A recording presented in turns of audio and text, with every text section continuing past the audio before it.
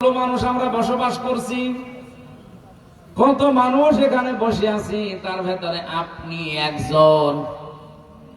আমি মাঝে মাঝে যখন একা একা একটু বসে বসে চিন্তা করি, আল্লাহ তোমার যে সৃষ্টির ভূগোলের যে বিষয়গুলো তুলে ধরা আছে একটু পড়ি, তোমার যে বিশাল বিশাল সৃষ্টি, তার তুলনায় আমি হামজা, আমি তোমার নজর। 64 জেলার ভেতরে সাতক্ষীরা একটা, এখানে কতগুলো থানা, তার ভেতরে তালা একটা, তালায় কত গ্রামের ভেতরে হাজরা কাটি একটা গ্রাম, কত জমি জায়গায় এই গ্রামে আছে, এর ভেতরে এইটা একটা জমিন। এই জমিনে যদি এত মানুষ বসবাস করে, তার ভেতরে আমি মাত্র একজন, একটা জায়গা নিয়ে বসে আছি। রব্বুল আলামিনের শুধু বাংলাদেশের তুলনায় আমার সাইজ কতটুকু বলেন? এর তুলনায় পৃথিবীকে নিয়ে যান, পৃথিবীর তুলনায় গ্যালাক্সিকে নিয়ে যান, মিল্কি ওয়েকে নিয়ে যান, যত বড় বড় সৃষ্টি আছে, ব্ল্যাক হোল, সরাসরি আল্লাহর কোরআনের আইনকে বৃদ্ধাঙ্গুলি দেখিয়েছে। এইরকম মানুষকে যদি 92% মুসলমানের দেশে এত বড় দায়িত্বে রাখা হয়, আল্লাহর গজব নাযিল হবে। সে নাকি জুলুম, নির্যাতন, অত্যাচারের বিভিন্ন ফেরেশতা শোনায়, এত বড় কঠিন জীবন সে পার করে এসেছে।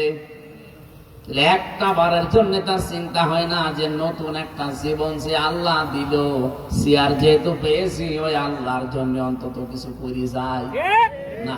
মনে মনে হলেও আমি মানুষ পাইনি, হয় প্রকাশ্যে মনে মনে অনেকেই কেঁদেছে, মন তো খারাপ হয়েছে। মন্ত্রী মশাইয়ের সামনে ঘটনাটা বলার সঙ্গে সঙ্গে উনি দাঁত কেলিয়ে হাসতেছে। আপনার বিবেক কি সত্যি মরে গেছে?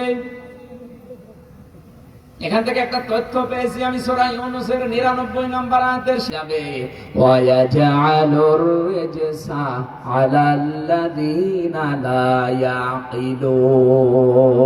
আল্লাহু আকবার। আমি আল্লাহ তখন তার উপরে ভুল সিদ্ধান্ত চাপিয়ে দেই। বিশ্বাস না করতাম বা পড়িয়েছি যদি না মানতাম,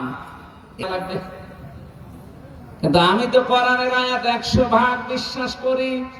আমি জানি যে অবৈধ ভাবে এগুলো যদি আমি তৈরি করে 5 বছরে মনে করেন 5000 কোটি টাকার সম্পদ আমি রেখে গেলাম, কিন্তু আমি তো এত টাকার সম্পদ দুনিয়ার জীবনে ভোগ করতে পারবো না, সম্ভব না।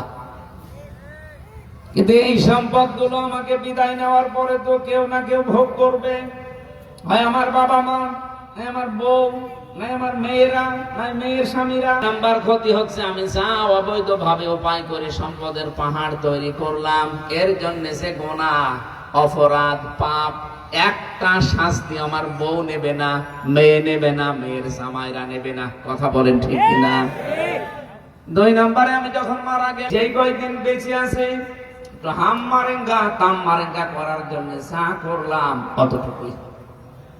রব্বুল আলামিন সূরা হাদীদের 20 নম্বর আয়াতে একটা উদাহরণ দিয়েছেন এই সংক্রান্ত, ওয়াসিনাতুম ওয়া তাফাখুরুম বাইনাকুম ওয়া তাকাসুরুম ফিল আমওয়ালি ওয়াল আওলাদ। দেখো, এখানে যদি আল্লাহ আমাকে বলতেন, আপনাদেরকে আমি শোনাতাম না।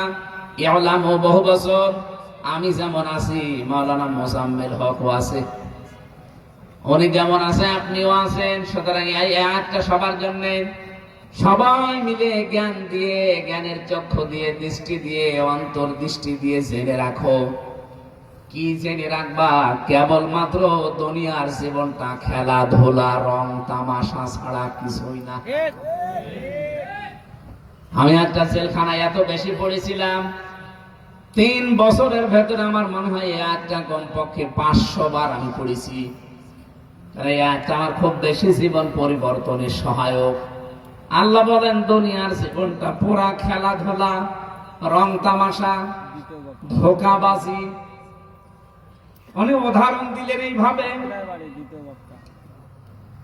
ওয়াসিনাতুন ওয়া তাফাখুরুম বাইনাকুম ওয়া তাকাসুরুম ফিল আমওয়ালি ওয়াল আওলাদ। দুনিয়ার জীবনে মানুষ শুধু টাকা পয়সা